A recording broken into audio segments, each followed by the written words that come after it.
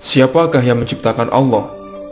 Pernah kalian mendapati pertanyaan ini atau pernah ditanya oleh seorang non-muslim dengan kalimat ini? Lalu apa jawabannya? Siapakah sebenarnya yang menciptakan Allah? Berikut jawabannya.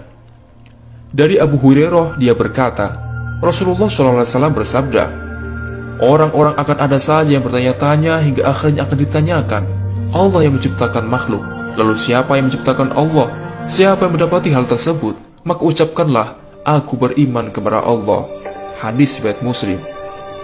Rasulullah SAW juga bersabda, setan akan datang kepada salah seorang dari kalian lalu bertanya, siapa yang menciptakan ini dan itu? Hingga akhirnya dia akan bertanya, siapa yang menciptakan Tuhanmu?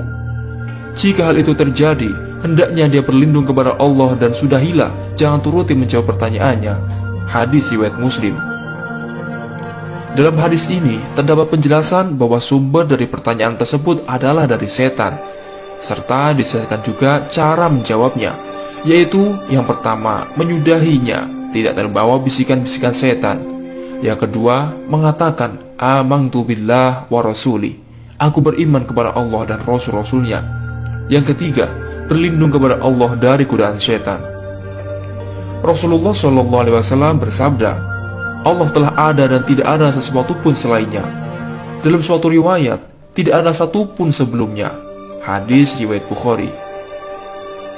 Jadi Allah SWT tidaklah diciptakan, tapi Allah adalah zat pencipta segala makhluk. Jika Allah diciptakan, maka bukanlah pencipta.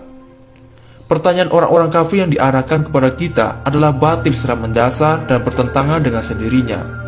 Karena seandainya kita terima bahwa adalah pencipta yang menciptakan Allah, maka sang penanya akan bertanya lagi, siapa yang menciptakan pencipta sang pencipta?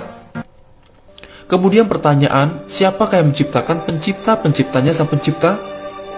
Demikianlah seterusnya pertanyaan tersebut berantai tak berujung. Ini tentu mustahil secara akal.